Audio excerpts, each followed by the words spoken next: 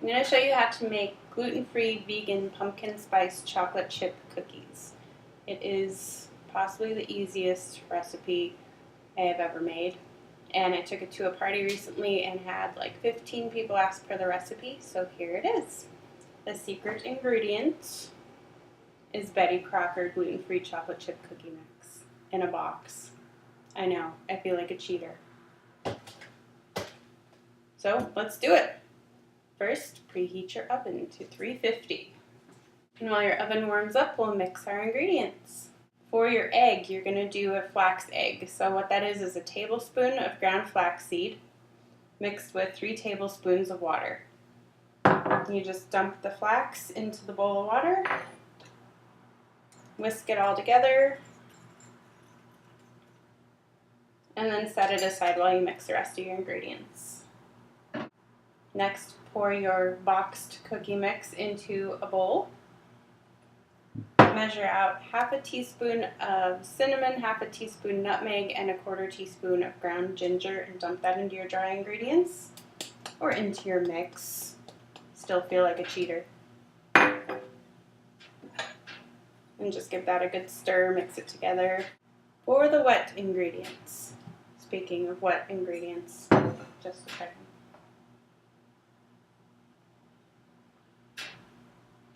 The beer is not part of the recipe, but beer helps everything. Makes baking easier. Also with pumpkin beer, to go with our theme. Okay, back to baking. 1 cup of canned pumpkin puree. This is just plain 100% pure pumpkin, not the canned pumpkin pie filling that's full of sugar and whatever else. And add to that 1/4 cup of oil. You can really use whatever oil you prefer in this. This is a mix of olive oil and grapeseed oil. I've done it with coconut oil. Melted earth balance would probably be delicious too. And my favorite ingredient of all time, vanilla extract. We'll do teaspoon of this stuff. A little more if you want. I'm actually going to do 1.5 teaspoons. And then just give that a good mix until all the oil is pretty much incorporated into the pumpkin. Now check out your flax egg. This thing's kind of cool. It's all like gelled, like an egg white. But not a chicken's period, so that's cool. Dump that into your wet ingredients and stir it around. Dump your delicious mixture of dry ingredients into your delicious mixture of wet ingredients. And then just stir that until it kind of turns into a weird sticky dough. You'll probably think that you fucked up, but it's okay.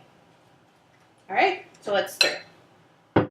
Our dough is now a sticky goo, which is perfect. It's exactly what you want. Now we get to turn it into cookies. Line a baking sheet with parchment paper. Probably should have told you to do that when you were preheating the oven, but I forgot. So do it now. And just scoop a nice heaping tablespoon full of dough and plop it down on your baking sheet. And these don't spread, so give them a good inch between them and they'll be fine. Just put as many as you can on your first cookie sheet. The sun went down and I had to turn the light on. Sorry. If you don't have 2 cookie sheets, if you only have 1, just bake your first batch, let the pan cool completely, and then bake your second batch. Once you have all your cookies on your baking sheet, it's time to bake them. Bake them in the 350-degree oven for anywhere from 11 to 15 minutes, depending on the size. If they start to brown too much, take them out.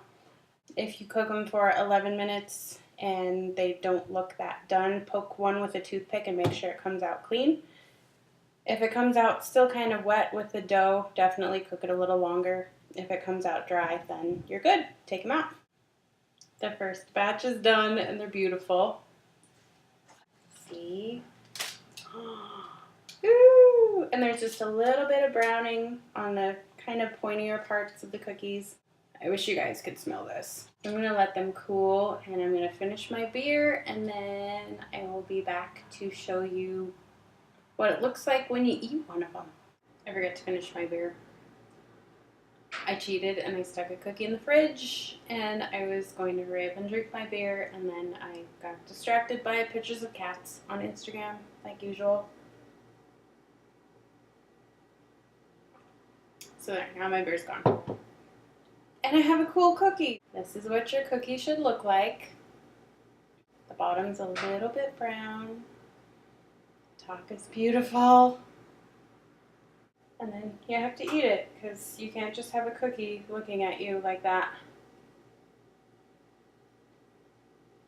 If you bake these the night before and you're taking them to a party on like a Saturday, you get drunk and bake Friday night.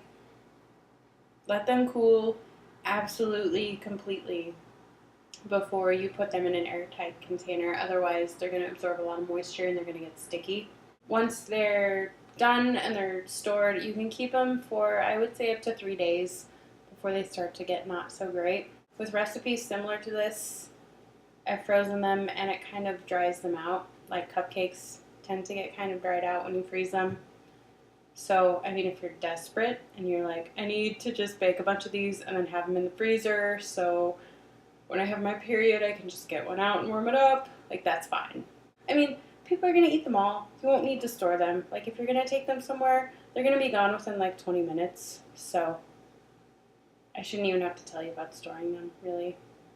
If you have any questions, please leave me a comment and I will try to answer it, maybe. But that's it.